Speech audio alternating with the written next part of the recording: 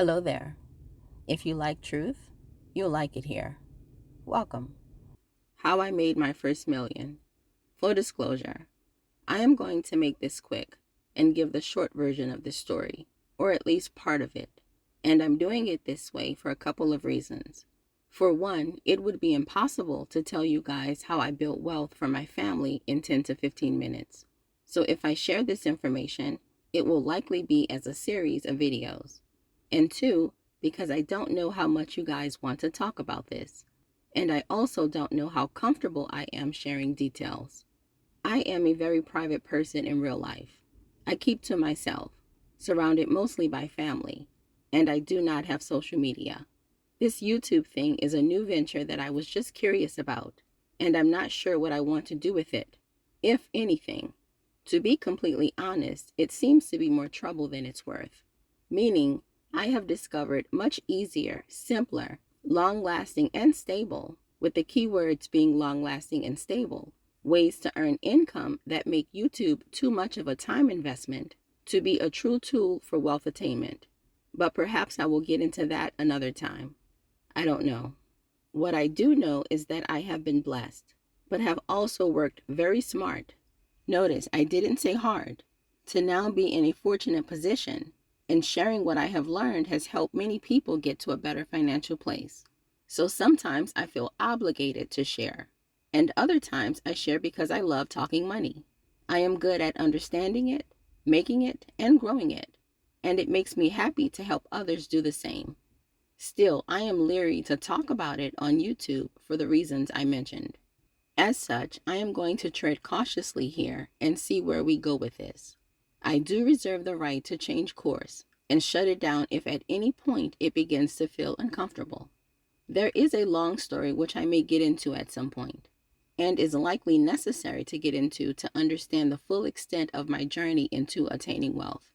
But for now, and in the interest of time, because I am currently in Spain on vacation, and because I am still filling out how I feel about talking about this, I will give y'all the short story.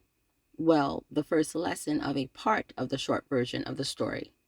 It may not have as much detail, but the detail will come as we progress through this series. So let's get into it. My husband and I met in grad school, both pursuing degrees that took many years to complete. We had to make sacrifices for many years to pursue our educations and stay competitive in our fields. The fact that we were both the first in our respective families to achieve what we did educationally just means there was no one before us to lead us into how to do things the right way. That means we couldn't afford to make any mistakes and had to keep our noses to the ground. For us, that meant studying and working hard, then working hard and studying. There was little to no time for distractions. Not surprisingly then, when we graduated, my husband first and me a few years behind, we went crazy. We'd had to postpone life's stuff for so long that when we had access to it, we wanted it all. I had bought an expensive sports car for myself, a cherry red BMW 328 IC, while in grad school because I used to like to take spring break trips alone. I'd worked one full-time job and two part-time jobs while in grad school, so was making plenty of money, yet never had any time to spend it. Traveling when I could, which was usually during spring break, was the only indulgence I always gave myself. I'd drive to some beach a few hours away and spend a week or weekend with a good book and some solitude, and always a bit of schoolwork as well. When I met my soon-to-be husband, he began accompanying me on these trips. Those cheap weekends to wherever had a beach were treats to myself once or twice a year. So I bought a convertible for those weekend trips to be able to drop my top and ride along with the music blaring and my hair flowing in the wind. Well, when my husband graduated and we had our first child, we bought an SUV because that's what we thought we were supposed to do. At the time, my husband had his own sports car, which he'd also bought in graduate school while working one full-time and one part-time job. It was the first car he'd ever owned. And a few years later, after he graduated and got his first great-paying job, he upgraded the BMW I'd bought for myself and bought me a Mercedes-Benz 380 CLK for Valentine's Day. If you're keeping count, That means we had 3 vehicles between us. That's 3 cars between 2 people, 2 of which were sports cars. And if you're taking notes, you can see that we always had a thing for nice cars. Those 3 cars between 2 people and the types of cars we chose were huge wastes of resources, complete wastes of money. But I didn't know what I didn't know then, so we made all the mistakes. Our second mistake was renting way more house than we needed.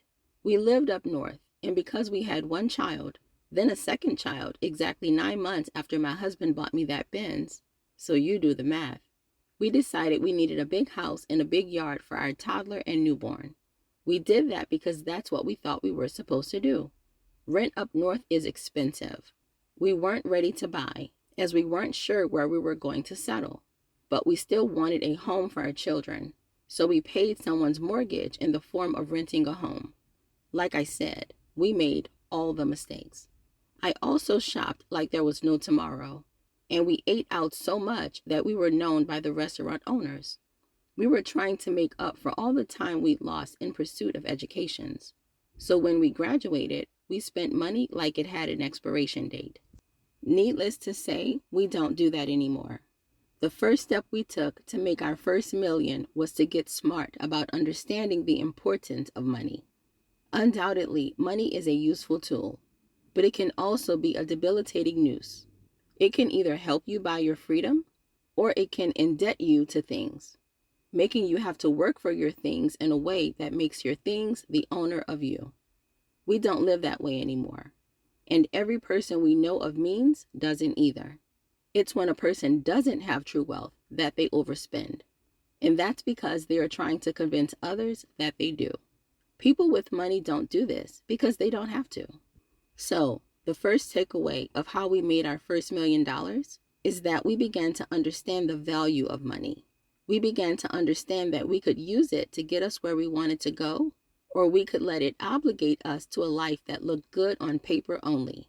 Because, trust me, we had so much stuff, but we were always working, with long days that started before the sun rose and ended when the sun set. That is no way to build wealth and create a life you love. What that is a way to create a stressful life full of disease and depression. But we'll get into that. For now, just know that as we began to understand the value of money, we began to choose to use our money as a tool, which meant changing our mindset and making different decisions. Decisions that became easier to make as we saw their valuable impact in our lives. Decisions that I will get into as we progress through this series. I hope you guys will join me as we continue on this topic, if we continue on this topic. I also hope you guys are living life to the fullest and taking care of yourselves and your spirit. Please let me know if you guys want me to continue on with this series. If we do, please know that it will be a series that I keep short and sweet, so there will be many parts, and each part will help you move closer from where you are to where you want to be. In any case, and until next time, all right, y'all, that's it, and that's all.